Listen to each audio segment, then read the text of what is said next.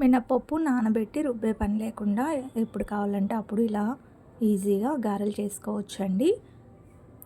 దానికోసం నేను ఇక్కడ ఏమి యూస్ చేస్తాను నేను ఈ వీడియోలో క్లియర్గా మీకు ఎక్స్ప్లెయిన్ చేస్తాను. ఆ వీడియో స్టార్టింగ్ నుంచి ఎండింగ్ వరకు స్కిప్ చేయకుండా చూడండి, అప్పుడే మీకు పూర్తిగా అర్థమవుతుంది ఫ్రెండ్స్. చాలా టేస్టీగా చాలా బాగుంటాయి అన్నమాట. ఒకసారి డెఫినెట్గా ఇలా ట్రై చేసి చూడండి, మీకు కూడా నచ్చుతుంది. దానికోసం నేను ఇక్కడ ఒక బౌల్ తీసుకొని బియ్యపిండి తీసుకుంటున్నానండి. బియ్యపిండి నేను ఇక్కడ ఒక బౌల్లో ఒక గిన్నెకి తీసుకున్నాను. ఒక గిన్నె నిండా బియ్యపిండి తీసుకున్నానండి. మనం ఏ గిన్నెతో అయితే బియ్యపిండి తీసుకుంటున్నామో అదే కొలతల కింద పెట్టుకోండి. ఒక గిన్నెతో బియ్యపిండి తీసుకున్నాను కదా, ఇప్పుడు అదే గిన్నెతో ఒక అరగిన్నె పెరుగు వేసుకోవాలి. వేసుకున్న తర్వాత అదే బౌల్తో 2 బౌల్ వాటర్ పోసుకోవాలన్నమాట. పర్ఫెక్ట్గా సరిపోతుందండి నేను చెప్పిన కొలతలు అయితే. ఇంకా మీరు ఎక్కువ తక్కువ చేసుకునే దాన్ని బట్టి అడ్జస్ట్ చేసుకొని వేసుకోండి. ఇది ఉండలు కట్టకుండా ఒక గరిటెతో మంచిగా కలుపుకోండి. బియ్యపిండి అనేది గరిటెతో కుదరట్లేదు అనుకుంటే చేత్తో అయినా కలుపుకోవచ్చు. ఇలా కలుపుకున్న తర్వాత చూసారా, నేను 2 బౌల్తో కూడా వాటర్ తీసుకుంటున్నాను. ఫస్ట్ ఒక గిన్నెలో వాటర్ పోస్తే సరిపోలేదు, అందుకని 2 గిన్నెతో కూడా పోసుకున్నాను అనమాట. ఉండలు కట్టకుండా ఉంటుందని చెప్పి ఒకేసారి పోయకుండా ఇలా రెండోసారి ఇలా పోసుకుంటూ కలుపుకున్నాను. ఇలా బాగా కలుపుకోవాలండి. ఒకసారి ఉండలు లేకుండా ఇలా కలుపుకొని పక్కన పెట్టుకోవాలి. దీంట్లోకి మనం సన్నగా కట్ చేసిన ఉల్లిపాయలు లోపు రుచికి తగినంత ఉప్పు కూడా వేసుకోవాలండి, చేసి పెట్టుకోవాలండి. నేను మీడియం సైజు ఉల్లిపాయలు 2 తీసుకున్నాను. అలాగే ఒక పచ్చిమిర్చి తీసుకున్నానండి. మీరు కారాన్ని బట్టి ఇంకా 2-3 అయినా వేసుకోవచ్చు. నాకైతే ఒకటి సరిపోతుందని చెప్పి ఒకటి వేసుకున్నాను అనమాట.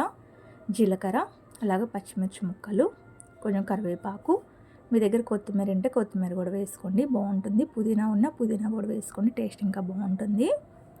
అలాగే అల్లం దంచి వేసుకున్నానండి కచ్చాపచ్చాగా.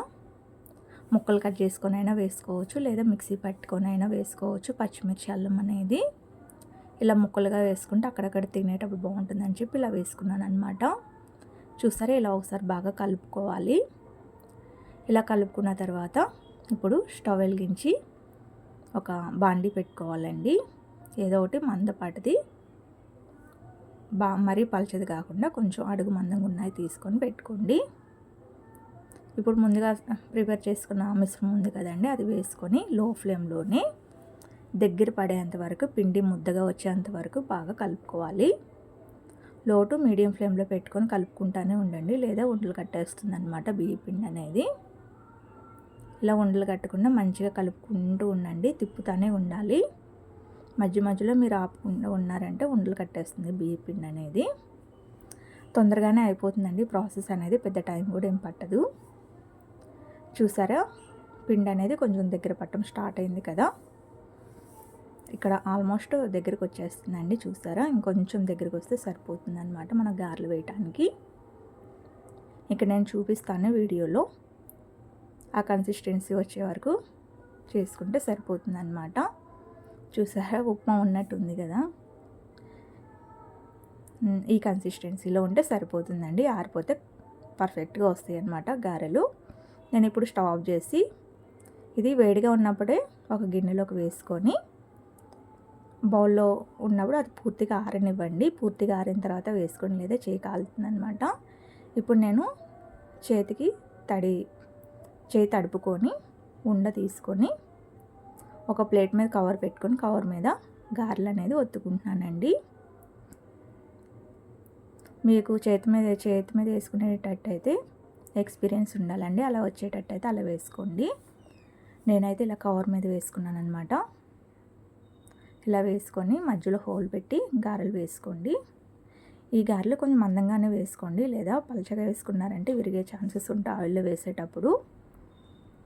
చూసారా, ఇప్పుడు డీప్ ఫ్రైకి సరిపడా ఆయిల్ పెట్టి హీట్ చేసుకుంటున్నాను నేను. స్టవ్ వెలిగించి ఇవి చేసుకునే లోపు ఆయిల్ అనేది హీట్ ఎక్కిందండి. ఇప్పుడు నేను ఈ గారెలు అనేది వేసుకుంటున్నాను. ఇలా ఒక 3-4 వేసుకోండి, మరీ ఎక్కువ వేసుకోవద్దు. బాండి చుట్టూ ఒక 4-5 దాకా వేసుకోండి. ఇలా మంచి కలర్ వచ్చినాక 2 వైపు టర్న్ చేసుకోండి, వెంటనే తిప్పుకోవద్దు, విరిగిపోయే ఛాన్సెస్ ఉంటాయి అన్నమాట. బియ్య పిండి కాబట్టి కొంచెం లైట్గా కొంచెం ఆయిల్ పీల్చుకుంటున్నాయండి, మరీ ఎక్కువ పీల్చుకోవు, కానీ టేస్ట్ అయితే చాలా బాగుంటాయండి. మీకు ఎప్పుడు కావాలంటే అప్పుడు తినాలనిపించినప్పుడల్లా ఇలా బియ్య పిండి ఉంటే ఈజీగా చేసుకొని స్నాక్స్ టైంలో ఇలా ఎంజాయ్ చేయొచ్చు అనమాట. పిల్లలు పెద్దలు ప్రతి ఒక్కరు ఇష్టంగా తింటారు. బియ్య పిండి ఇప్పుడు రెడీమేడ్గా దొరుకుతుంది కదా, అది తెచ్చి పెట్టుకుంటే ఎప్పుడు కావాలంటే అప్పుడు ఇలా గారెలు చేసుకొని ఎంజాయ్ చేయొచ్చు అనమాట. ఈ వీడియో కనుక మీకు నచ్చినట్టయితే ప్లీజ్ లైక్ చేయండి, షేర్ చేయండి, సబ్స్క్రైబ్ చేసుకోండి. మరిన్ని వీడియోస్ కోసం మా ఛానల్ని తప్పకుండా సబ్స్క్రైబ్ చేసుకోండి ఫ్రెండ్స్. మంచి మంచి వీడియోలు నేను ఇంకా మీ ముందుకు తీసుకొస్తూనే ఉంటాను friends. Thank you for watching. Bye bye.